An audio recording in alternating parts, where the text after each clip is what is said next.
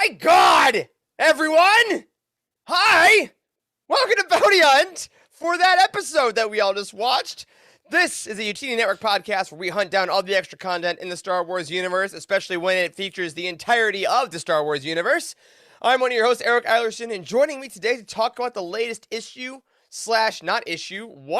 latest episode of the Book of Mandalorian Clone Rebels is a couple fantastic fellas featuring the number one fan of the victorious Miami Heat, Dr. Charles Hankel. Hey, buddy. Yeah, it was a week full of wins. You know what I mean? This episode went and saw Miami take down the Hornets last night. I mean, what a week. I can't complain at all. We are here to celebrate the size of this dub. But no dub is bigger than being on a show that features Wes Jenkins. Hey, everybody. I am super excited to talk about this because I got a Clone Wars favorite that showed back up and that Charles just spoiled in his video. But yeah, this was a good one. I had a good week. I got to see Tool on Friday, so first time seeing them live. So that was a big hit that I had going this weekend. But let's see, I've seen this episode twice already, so I'm ready to talk about it. I love that. Man, we all had good weeks. And I went to a wedding on Friday, so I'm still very sore. Because when you play freaking Mr. Brightside and then all the small things and Sugar were going down back to back to back, and you're a few healthy drinks in, and you're 30, it hurts a lot. But it was worth it. Congratulations to my glorious friends Carolyn and Alex on your beautiful wedding. And you're not going to watch this, but I love you guys. All right. Everyone, if this is your first bounty hunt, what an episode to choose, my friends. What we're going to do is we are going to briefly recap what happened in the latest episode of the Book of Boba Fett. Full spoilers on everything. You've probably figured that out by now. And then we're going to talk about what we loved about it. And that's it for this episode. I can't wait. So let's just dive right into it. I have visual aids that will help me. Let me see here. All right, here are my props for this episode. We open up episode 6, From the Desert Comes a Stranger, on Cobb Vanth, who is shooing away the Pikes Syndicate, who, as we know, are trying to sell spice, but not in Mos Pelgo, he says. He tells them to think it through. They don't. He blasts the spice runners away and pours out their spice on the desert sands, leaving one of them alive. We then go over to our buddy Djarin, flying his new Hot Rod N1 Starfighter to check in on the lovely Grogu and his Jedi training. He meets R2-D2, who takes him to a temple being built by ant droids, and they build him a bench on which to take a nap. We then pan over to Grogu and Luke Skywalker. Ever heard of him? As they train. And Luke eventually opens up Grogu's mind to help him remember Order 66. He remembers his past trauma as he teaches him the Jedi ways, including part of it where he jumps and does flips just like in Empire Strikes Back, and we all cry. We then move over to Djarin, who is woken up by Ahsoka Tano. Ever heard of her? Who's there and tells him all about Luke's temple, how Grogu is going to be its first student, and the two of them talk about Grogu's future. After taking him to see Luke and Grogu from afar, Ahsoka asks Din, hey, is seeing the child really what's best for Grogu, or what's best for you? Din relents, leaves a small armor package with Ahsoka, and leaves the planet. Yeah. Luke's training with Grogu then continues, including more acrobatics, balance, lightsaber skills, and time with the famous training droid that blasts Grogu just a little bit. Luke is then joined by Ahsoka. We get a scene with Luke Skywalker talking to Ahsoka Tano, and it's the best. And they discuss the Mandalorian, Grogu's future, and Ahsoka even notes that Luke is so much like his father. Before she leaves, maybe never to see Luke again. We then go to Tatooine, where Din has a meeting with Boba, Fett, Chrysanthemum, and the mods to discuss their need for foot soldiers for the upcoming war with the Pikes. Din, however, has a plan. He hops in that Hot Rod Firefighter again, flies past Jawas carrying a giant crate dragon skull, and lands at Mos Pelgo to grab a drink with his old buddy, Cobb Vanth, and his deputy, who's, the new guy. Although Cobb Vanth is initially resistant to helping him, he says, you know what? I'll do what I can. Din leaves, Vanth calls a meeting as a mysterious cloaked figure walks out of the desert. Who could it be? I don't know. The figure meets Vanth in the middle of the street and is revealed as Cad Bane! Ever heard of him? Cad Bane tells Cobb Vanth to stay out of the upcoming battle between the Pikes and Tatooine, but Cobb Vanth's deputy tries to be a hero, and Bane guns them both down in the street. The deputy absolutely perishes, but the townsfolk begin to patch up Cobb Vanth in the shoulder as Cad Bane leaves. Back with Luke, Grogu is given a choice by his master. Either he accepts this Beskar chainmail that Din left him, then he will go with the Mandalorian and forsake the Jedi path, and because he's giving into attachment, or he could take Yoda's actual lightsaber and become Luke's first student. And that's how the episode ends. All right. A plus. Wow, Eric, you did a wonderful job. The visual aids, the visual aids, and the bounty hunt recap. puppet show. For our visual learners in the audience. I hope it helped. It's also absolutely a way to flex with this Cad Bane OG Funko that Charlie got me a couple years ago for my Funko collectors. It's not the one with Tito. It's our big-hatted boy. Okay, Toto, not Tito. Anyway, Tito is a vodka or a child. All right. Now, it's kind of a formality, I think, at this point, but let's go around and give a rating of this episode, 1 to 10. Charles, what'd you think of From a Desert Comes a Stranger? So it's interesting that you just said that. I'm going to be pretty brief, but when I first watched this episode, I actually was going to rate it slightly lower than the last one. Fair. And then I just finished a rewatch about, 10, 15 minutes ago, and I am thoroughly convinced now this is another 10 for me. Love it. I love it. Wes? Okay, so if you were watching last week, I ended the show with saying there's no way the next episode can be better than this one. Absolutely said it cannot be better than this one. And I was right. It's not better than the last episode. I'm giving this a 9.9. I couldn't give it a full 10, but damn was it good. Damn was it good. Absolutely fair. I will balance out Wes's. I'll give it a 10.1. Because oh my god, I mean, it's neck and neck with last week. They're both 10s in my opinion, or 9.9s or whatever. They're incredible pieces of Star Wars television. I freaked out. This is one I watched in the morning by myself, and the amount of just verbal, like, oh my god, is it what how what that happened were absolutely massive. Oh, Corey in the chat is awake and also gives it a 9.9. So officially we got two 9.9s, a 10.1 and a 10. There we go. So maybe I'll go at 10.2. So fellas, we're gonna go. I think in this episode it's only right to go character by character to talk because of all. But before we do, I want to talk about number one, just the visceral reaction of, oh my god, this actually happened. This is the kind of the culmination of the last 15 years of Star Wars episodic television. Mm-hmm. I mean, from Clone Wars to Rebels to Mandalorian, all of it and has been kind of leading to this moment, which is so incredible. And I want to ask you guys, what does this mean for the future of all Star Wars media? Because clearly now it is possible to get Cobb Vanth, Ahsoka, Luke, the Mandalorian, Boba Fett, Fennec Shand, and all of these people in a single episode of television. Like, the contracts don't matter. The schedules don't matter. They were able to do all of this. Like, what does that mean for us going forward with the next 8 shows we're going to get? Yeah. It means we're doing the Marvel format. I mean, anything can play into anything else.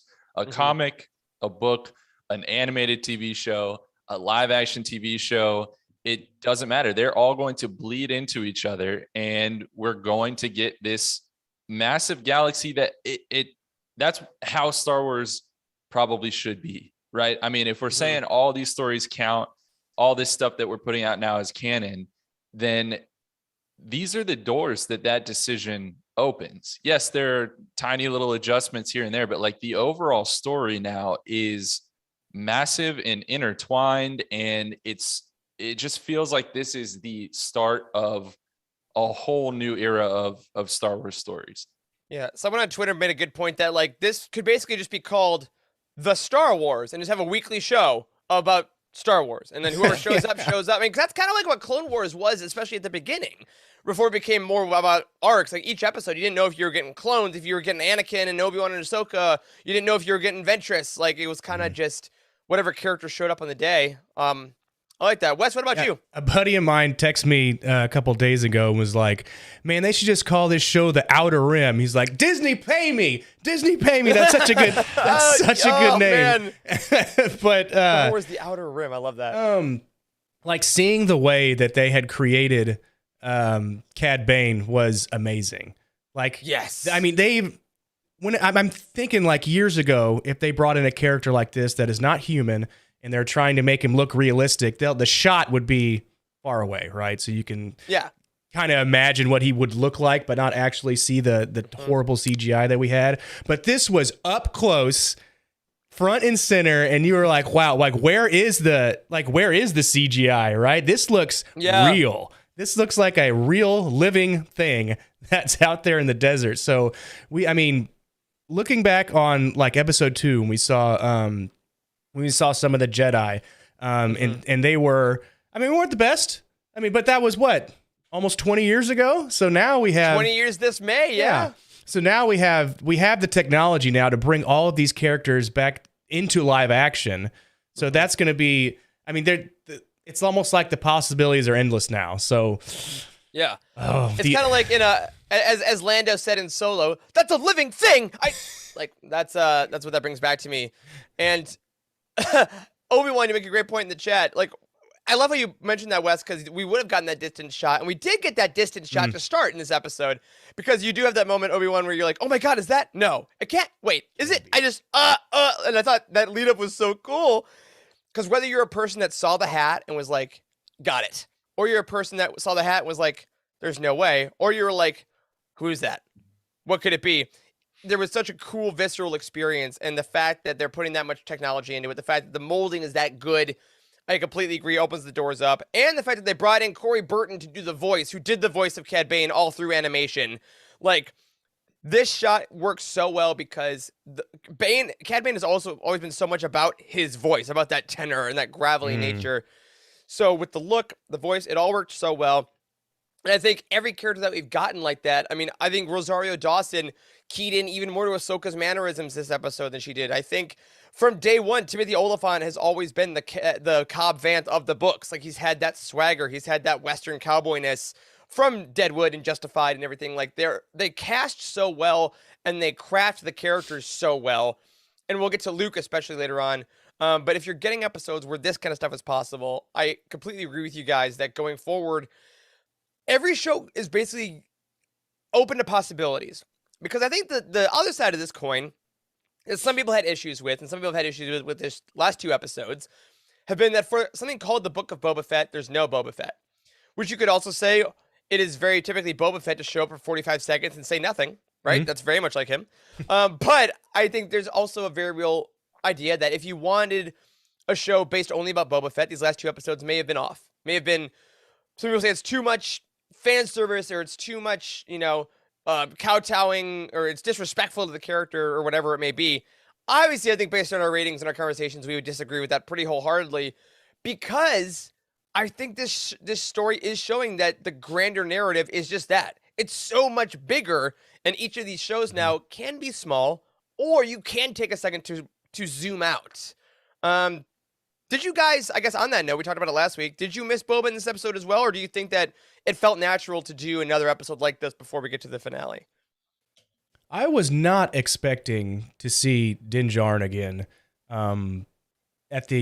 in this episode. So yeah. At the end of episode 5, he's like, I need to pay a friend a little visit. And I thought that was going to be it until the Mandalorian came up, and then that's when we picked up from there. But when they played the recap before episode 6 and they ended with that part, like, I need to go see a friend of mine, I'm going to see my little friend, I was like, damn it, they're going to do it all over again. It's happening now. Yeah. So yeah, I was pretty surprised.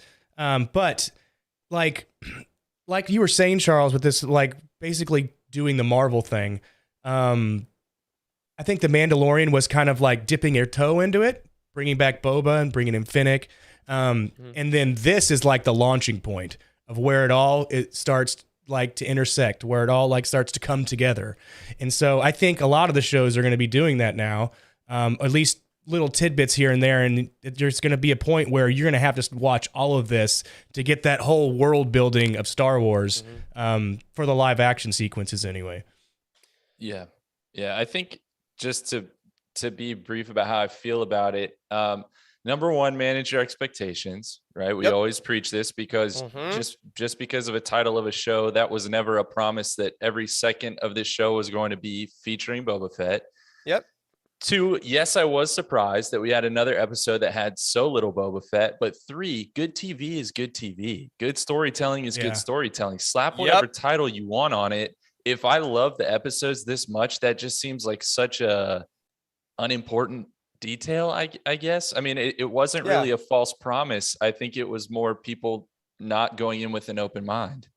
Yeah, I think that's one of the things I really like about how we try to center our content around like reactions and stuff, and like even our book roundtables and stuff. We very rarely do a lot of speculation. We really do a lot of, oh, this book is coming out. What is it going to be? What is it going to be? Because whatever show you write in your head with your unlimited mental budget, or whatever book you write with, whatever skill you have in your imagination, is going to be more tailored to you personally than what you get. By definition, it always will be. But if we always just take what we see at face value and judge it based on what we're receiving, I think that's how you can just freak out about episodes like this. I mean, like this gave us so much. I mean, we saw the beginning of a Jedi temple. We got new droids. We saw Luke Skywalker actually doing all these amazing things with Grogu. We saw Ahsoka talking to Luke. We got Cobb Vanth again with Mos Pelgo. Like, all these things happened. And if I had spent the entire week previously being like, all right, I think I've got this show figured out, and I'm going to plan and figure out the markings, when that did not happen, it would feel like failure emotionally. Like my brain would be disappointed because it was expecting a certain amount of chemical serotonin based on other options, and I will not like it as much. But I think going forward, whatever these shows are, Charles, you're so right. Good TV is going to be good TV, and this is some damn good TV. Exactly. So let us hop into then our first character officially. Let me grab my prop.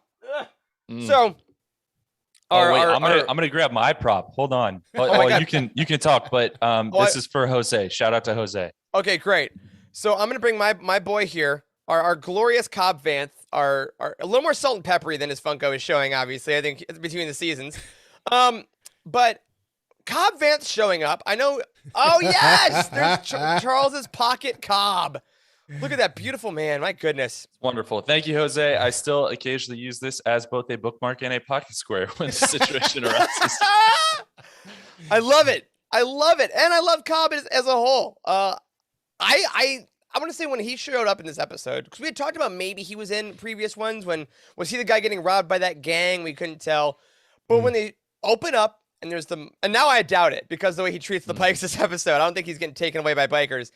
But when he shows up and just guns them down and is acting as the marshal for Mos Pelgo, actually, taking down the drug dealers, kicking over the spice, like maybe I'll retire, being all cool and stuff like that.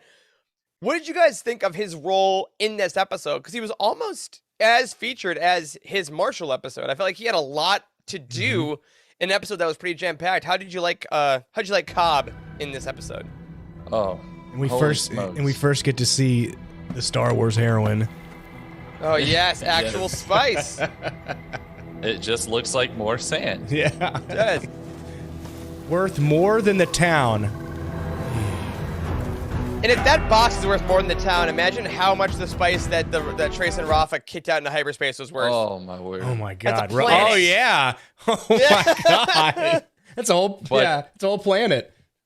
Cobb Vanth has, I think, quickly become one of the coolest characters in this show. Like he's on par with Cad Bane. He's on par for me with Boba Fett. Like, and I loved how he always had the Western vibe. Like he always was the gunslinger who became the marshal, like very classic Western trope.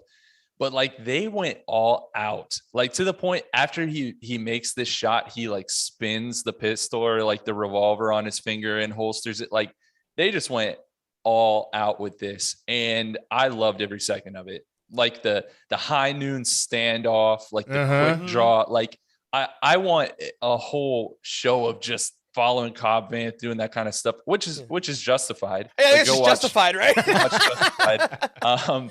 But he's so well cast. Timothy Oliphant plays that type of character just exceedingly well, and it was really cool to see actually Cobb Vanth as a character continue to fight for Mos Pelgo or Freetown without the armor, which goes to show what kind of person he is, right? Like that he still puts his life on the line. He doesn't have probably his biggest asset that he had when he first met Mandalorian, yet he's still the same guy. Yeah. I hadn't thought about that. That's a great point because it's pretty easy to be a sheriff when you had Beskar on. but he clearly cares about those people so much. I had not thought about that. Yeah, and he's Ah, he's really putting forth that he's one hell of a gunslinger too. So he's not just a guy with a pair of revolvers. He can use them too. So that's kind of gives him that strength of not just being a authority figure. He can back it up too. Yeah. And I think it's cool that, you know, the deputy is obviously the reason he gets shot at the end, because he, like, the tension in that, you know, the eye shifts and stuff. That deputy sucks. Yeah, He sucks so hard. Well, Glad he's dead. I guess we don't have to deal with him anymore. He reminds me of who's that asshole in Mando season 1. Remember that episode of that punk kid in the Fennec episode? Oh, yeah, that guy. I thought you were talking about the citizen of Mos Pelgo who was like a jerk when the Tusken dropped that thing and it could have exploded. Yeah. Yeah, I liked the deputy got shot, but also I think that means as fans we can still say, well, it wasn't a fair shootout, so maybe Cobb Vanth can outdraw Cad Bane, because if it's not a cheap shot. I don't know, Charles. He looks very much alive. Is that right? How potent are stims in MedPack? We don't know. On that note, though, I also want to, every time we talk about Cobb Vanth, got to bring up the Aftermath books, Chuck Wendig's trilogy, because the interludes in here are where we discover Freetown, because Mos Pelgo was not named Mos Pelgo in these books. Freetown is where it's called Cobb Vanth's Principality. So I loved that they took more stuff from Aftermath to put into the shows. Again, further legitimizing all the books into the shows. If you want more Cobb Vanth and you want his OG story, you got to read the Aftermath books. And go to utini.com, look up the official book profile, and use the affiliate links, and then leave a review. Bada bing. Quick aside, too, about pulling in aspects of the story that we've already gotten in Mos Pelgo / Freetown. The skull of the Krayt Dragon was on the Jawa Sandcrawler that Mando flew by. Yes. Right? Y'all recall this? Yes. And then so in West, cool. if you can find the shot of Cobb, the wide shot of Cobb and Mando speaking in the bar there. Yes. I didn't have time to go back and look, but I don't think this was there before. I think it's the Krayt Dragon's rib Me cage. neither. I didn't know Is what that Oh was. my God. Yeah, I think that never- is now like the support What? structure. How cool is that? Yeah. That's amazing. Oh, those poor props people that had to build that. That's all That's CGI. amazing. I mean, that's a pretty badass interior Holy shit. decorator.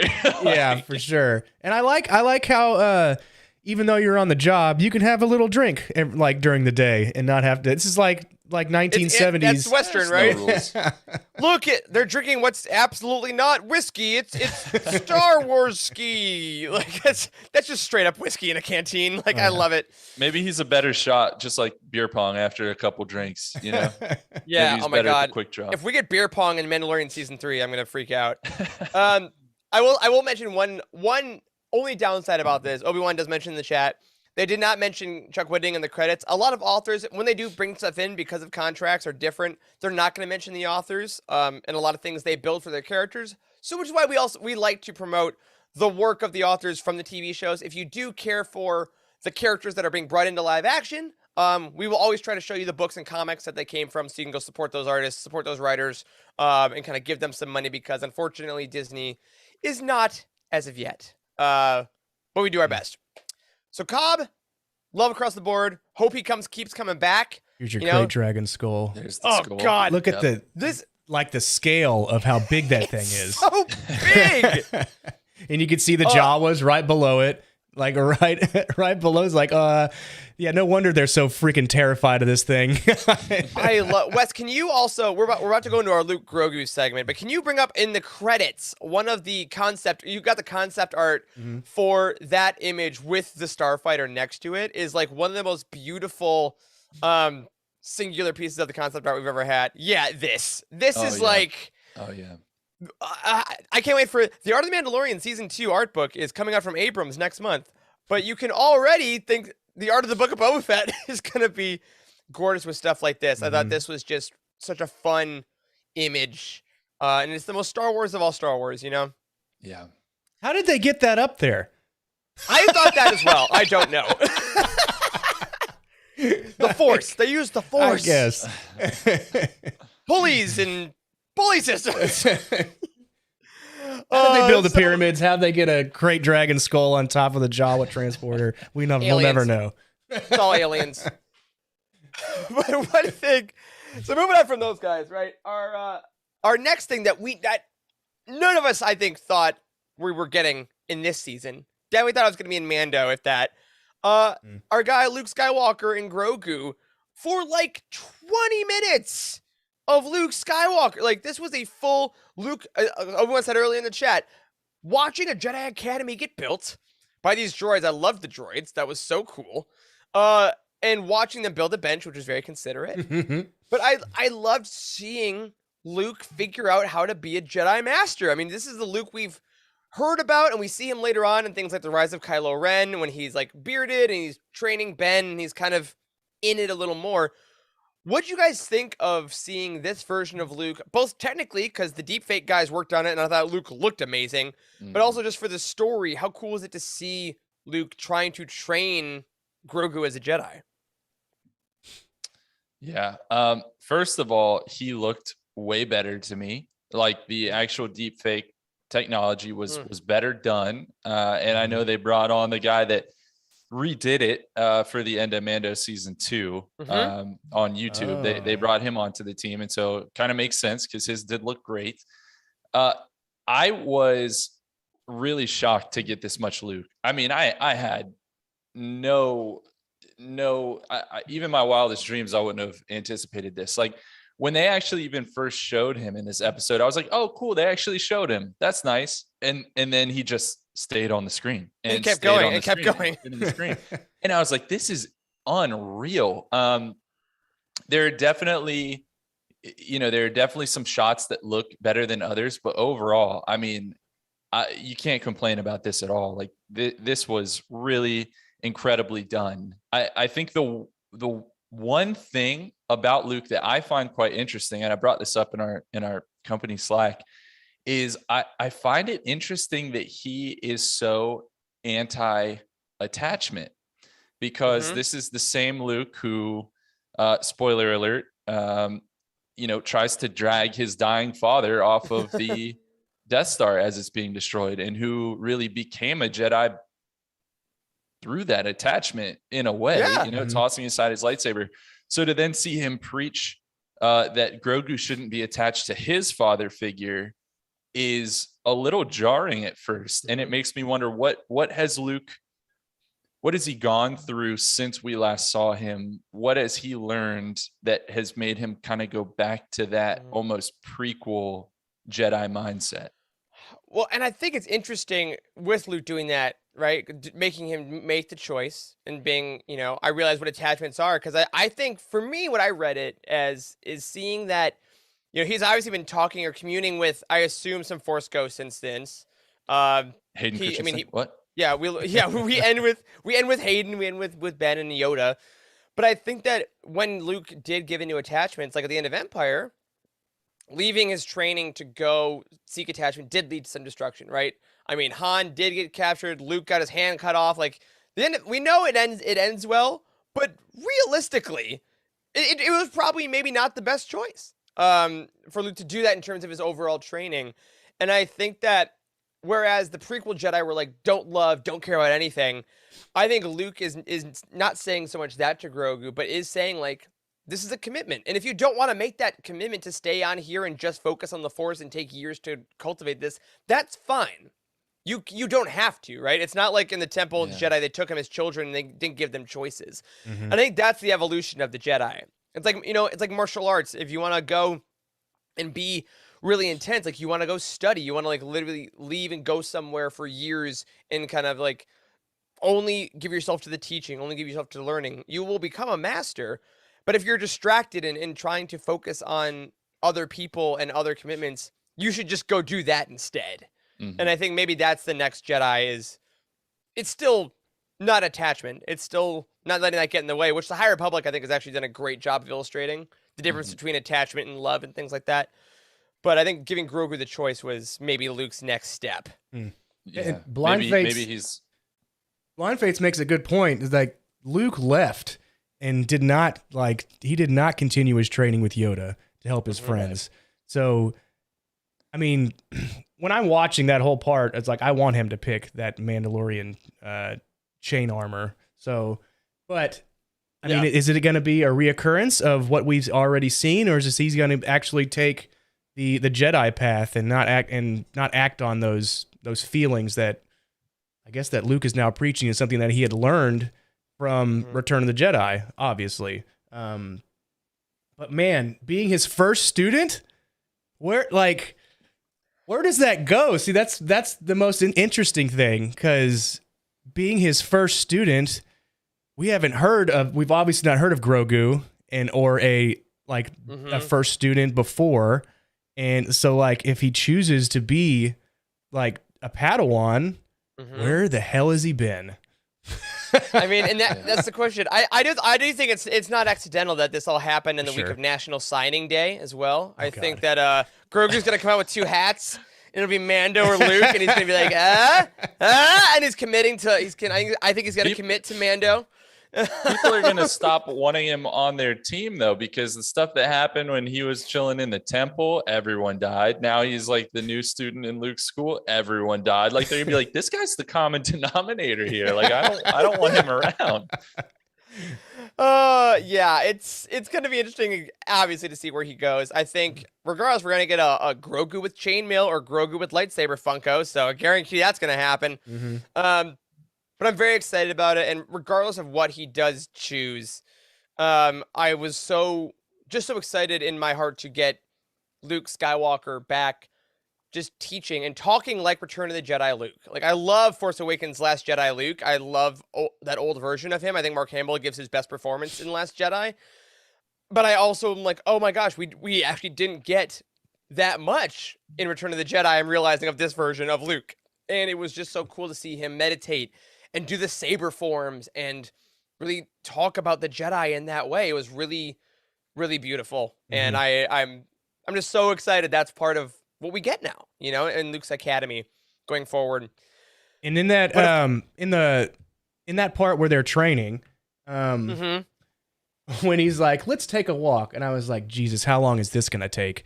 It's like, because poor Grogu can't walk fast enough. It's so hard. But then they put in that perfect part where he is helping him along as he walks. That was great. Just giving just a touch of the Force is letting him walk with it. I was like, man, that is such a great part to put into that and show. And Yoda's theme played in this scene, which was just pulled at heartstrings.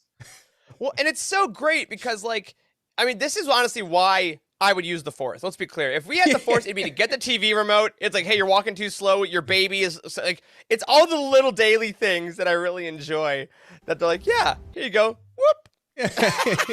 He's like, now hurry it up. Yeah.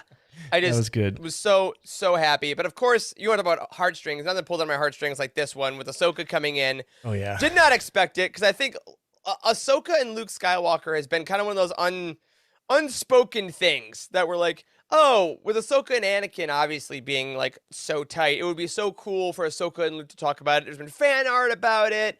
Ahsoka knowing about Luke and stuff, we kind of assume. But to literally have them next to each other in this episode, hit me in such a profound way. And the clip that's obviously going all around on TikTok and on Twitter and stuff is that, so much like your father was such a moment of Rosario Dawson giving that look of love with a little bit of sorrow in it, because obviously missing Anakin, and having Luke realize that she is kind of the only person other than maybe Obi-Wan to an extent, but even Obi-Wan is, his relationship is obviously pretty complicated with Anakin. Having Ahsoka give Luke that amount of validation and be like, God, you've wanted to be like Anakin your whole life without knowing him, but I will say you are. And she says it so earnestly, like that. It melted me. It absolutely melted me. This is the instance right when she said it. And I think the time that we saw her in The Mandalorian and the time we saw her here, I think she looks so much better for some reason. I don't know if they made some edits to it or they made some upgrades, but she looks damn good. And that everything reminds me of Ahsoka from the Clone Wars. Yeah. And Blind Fates, I agree. How did they meet? I would love to see it. Obviously, they met through the Utini Discord. And I'm really glad we could bring them together after all that time. But it was cool though. I liked in this series. I think it worked out well that they knew each other, so we didn't have to have the weight of that kind of take away from anything else in the episode.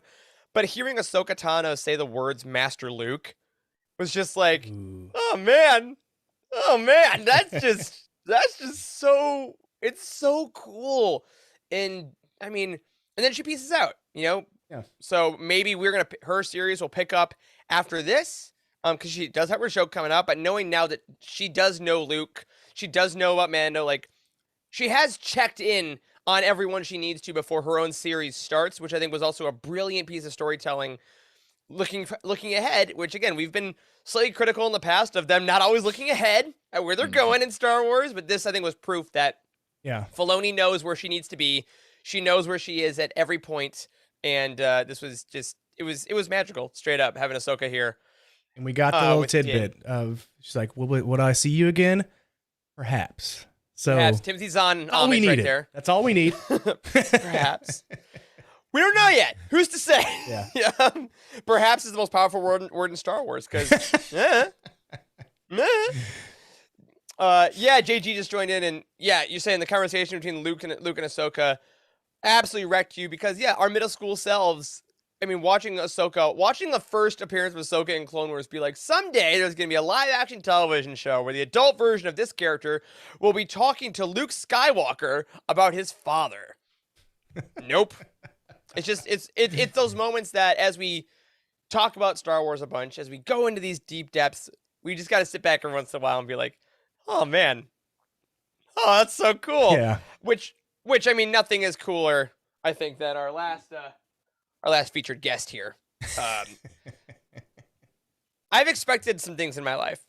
I have tampered my expectations, but at the end of this episode, when I realized that Cad Mother freaking Bane was walking in the desert of Tatooine up to Cobb Vanth in a live-action television show called The Book of Boba Fett that is spun off from The Mandalorian, I just... like how lucky we are to be alive right now. Like it was just how this was a moment where it all came together for me. And I think like we said, the characterization was perfect. The look was perfect. But I mean, I this is one of those Rey getting the lightsaber moments in Force Awakens for me. Like I remember where I was now when this happened. And I don't think this is going to leave me for a long time. I mean, how did this happen, guys?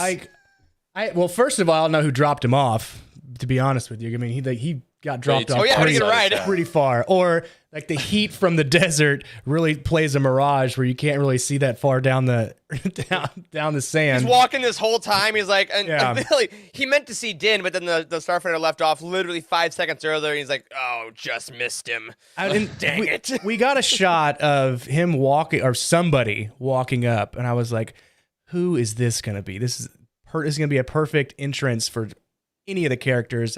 I'm excited to see who it is. And then I saw the duster fly up, and I was like, there's no way.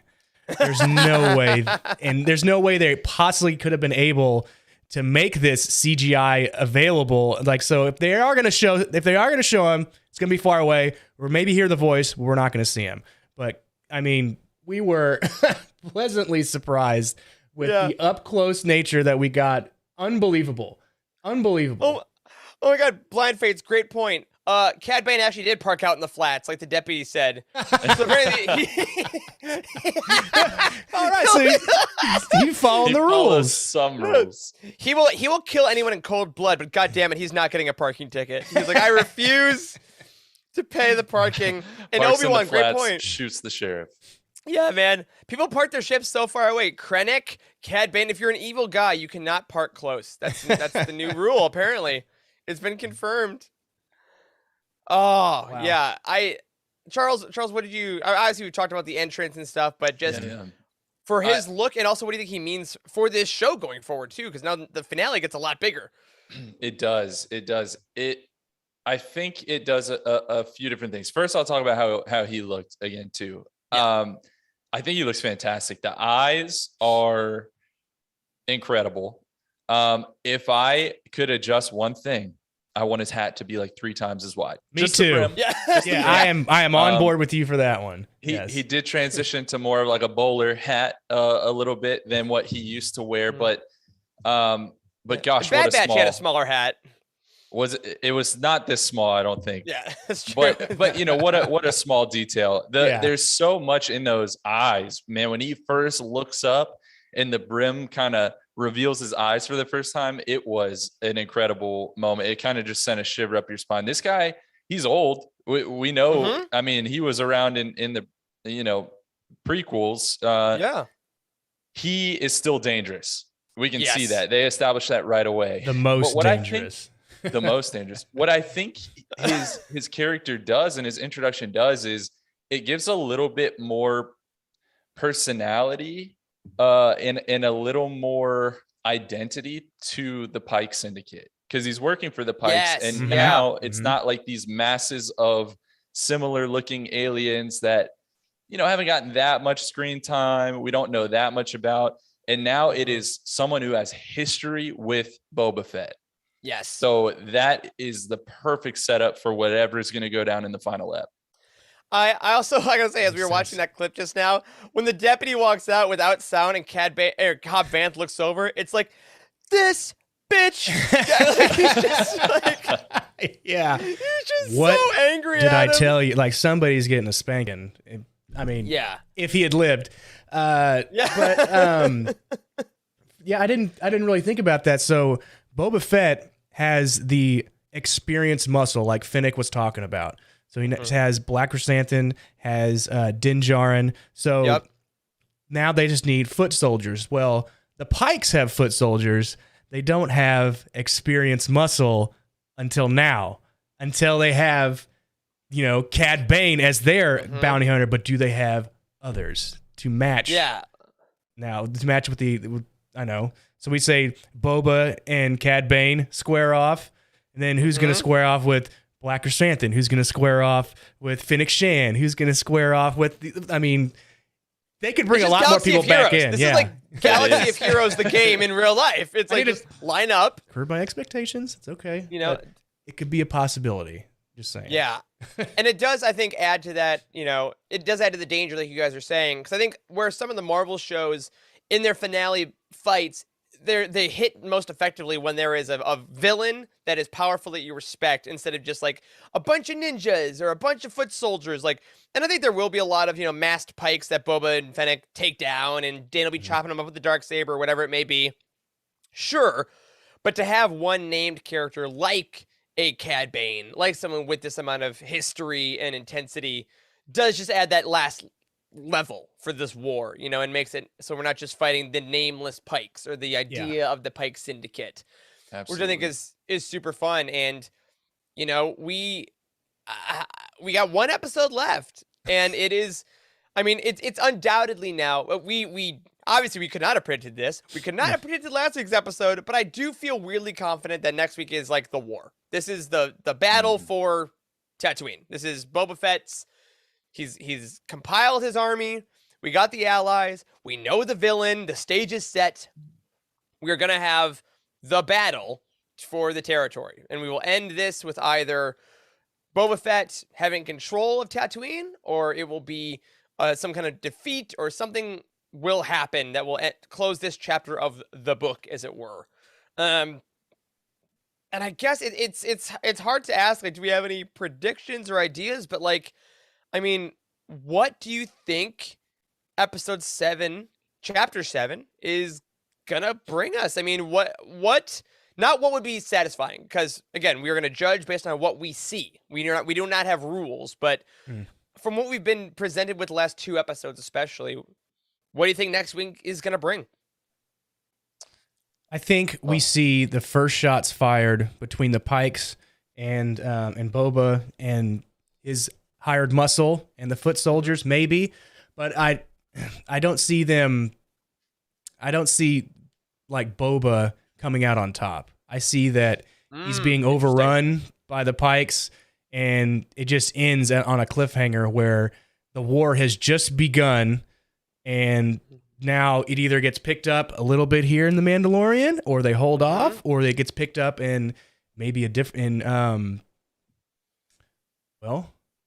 maybe a Let's different say we live got- action show that we have coming up. Yeah. I mean, Rangers of the New is it Republic is possible? still technically on the docket. That's I mean, true. It's Yeah, not yeah. gonna have Cara Dune, but I mean that could be a show with the space cops. I mean, where you have the New Republic actually come in and do something about this instead of. let's not get crazy. Let's not get too crazy.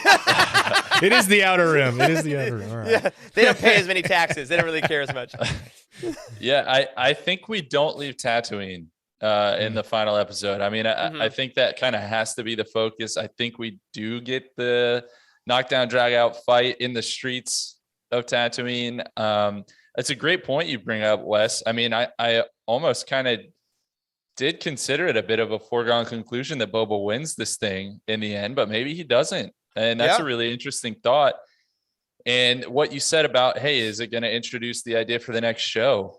What do you guys think is the odds we get a post credit like we did with Mando season 2? They're high. Yeah, It's very high. I mean, I think that they are such a good hype machine, and I think what the genius of the post-credit television show is that if the finale underwhelms for people, then you're still guaranteed to at least the post-credit will end it on a high note. I'm like, but the next thing, and I think that's and again, I think based on everything we've seen that the finale will be a lot of fun. I love the idea of, I mean, Boba winning or Boba losing are both interesting storytelling. So I think that's a great point. As long as it's executed well, it'll be fun. But at the end of the day, whatever that post credit is, I mean, we are all going to be losing our minds. Whether it's for Ahsoka, whether it's for Obi-Wan, whether it's for Mandalorian, like we didn't know the Book of Boba Fett was a thing on the docket that existed until we saw the post credit scene that said it's coming in December. Right. Yeah. And that was quick. That was super quick. Yeah, I mean, they could be making anything and everything. And I think as much as I love Star Wars fans and things that we love, we are a little sometimes too focused on what's the next thing instead of living in the moment. So I hope that we have a great time next week. But yeah, I think we will absolutely get some kind of post-credit scene. And if we don't, there's been delays. There's a pandemic still happening. Like, it's all right. It's all right, you know? Yeah. And I will not say the next episode cannot top this one any longer. There you go. Good. And there's bound to be a lot of reveals, a lot of big moments in this last episode, guys. Keep being awesome about avoiding spoilers. Like, if you're not going to watch the episode right away, do your own part and try to stay off of the socials. If you do watch it right away, do your own part and don't go posting a bunch of stuff that could ruin the experience for someone else. If you want to talk about it, hop in our Discord, use spoiler tags. Like, there will be a ton of conversation happening, but just let's make sure we let everyone have the best experience with this finale that we can. Absolutely. And some advice for folks, if you haven't been doing it on Twitter, like obviously, like Charles said, our Discord, it's very easy to tag spoilers in our Book of Boba Fett channel. But if you're on Twitter, I highly recommend the night before, mute words and hashtags, Book of Boba Fett, the Book of Boba Fett, just the words Boba Fett, Star Wars, like whatever you want to do, mute them until you watch the show. Or if it's really going to ruin your day that much, like set that alarm an hour earlier. It's not fun. Not all of us, like none of us want to do it, but it is what we trade for having a online community of thousands of people freaking out together. And I think that overall, I think that's a good thing. I think it's a trade that we make. But yes, I do think this finale is definitely going to be one you don't want spoiled, whatever happens. And I guarantee you're going to, like, the official Star Wars account might tweet out the next show, like, in the afternoon on Wednesday. Like, you know, I mean, they got to jump on the publicity train as well, as quickly as they can. So just be ready. I can't wait. It's weird to think it's done this week. I'm sure we'll get another show in the next couple months, but it has been an absolute blast as of now. And I mean, next week we get Boba Fett, and then on Sunday we get our last bounty hunt, and then Sunday night's the Super Bowl. So it's a hell of a week, I think, at least in this world. So when I was scrolling back through here, we didn't talk about was it the sanctuary that got blown up? Oh my God! The Pikes. I did not mention fired that. the first shots. So okay, they started it. They have ignited the war. They started it. That's a great point. Also, we did not see any bodies. We did not see Madame Garza might still be alive. We did not see Max Rebo, any of those people. I do hope that they didn't just no. kill Madame Garza off screen.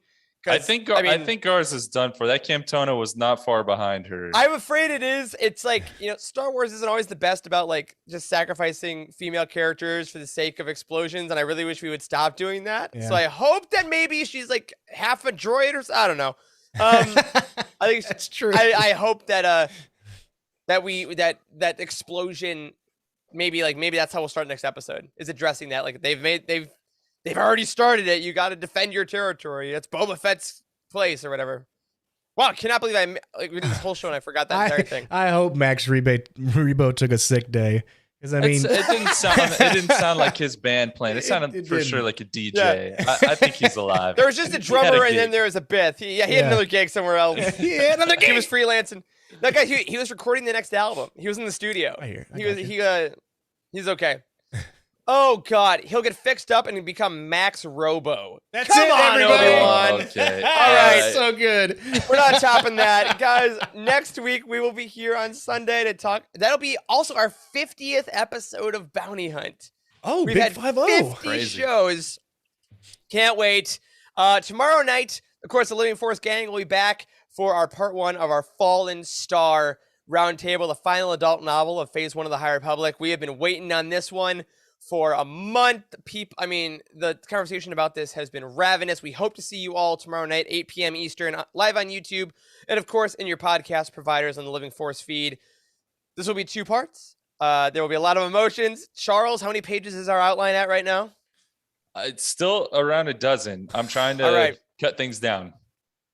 You know what that means? Very little news. So if you've read it, full spoilers tomorrow night. And if you're not reading the books, that's all right. We will see you next Sunday for the finale of Boba Fett.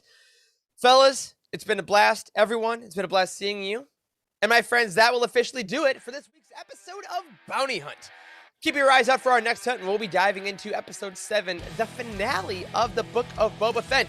Special note, if you made it this far, we at UTini are looking for another video editor. We're on the lookout for talented folks that have a little bit of experience editing videos.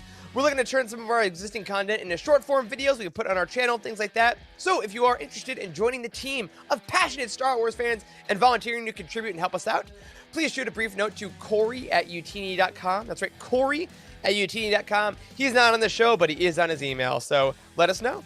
A special thank you goes out to OK Endar, Jeremy Kazina, JG Kars, Earl Q, Patrick Ortiz, and Carl Sander on our Jedi High Council, and Matt Billington, Tyler Latour, Elizabeth Cloutier, Jason Mitchell, Freddie C, and Sally and Chris Eilerson in our Alliance High Command. Go ahead, tell us all your thoughts about the Book of Boba Fett in our Discord community at utini.com/Discord using those spoiler tags as we asked. And be sure to follow the main show on Twitter at LivingForcePod and all of us for our latest things Star Wars. I'm at Eric Eilerson. Corey is at Doc Star Wars MD. Charles is at C. Hankel. And Wes is at Boss Wes. Oh, man, until next time, it's finale, baby. Whew.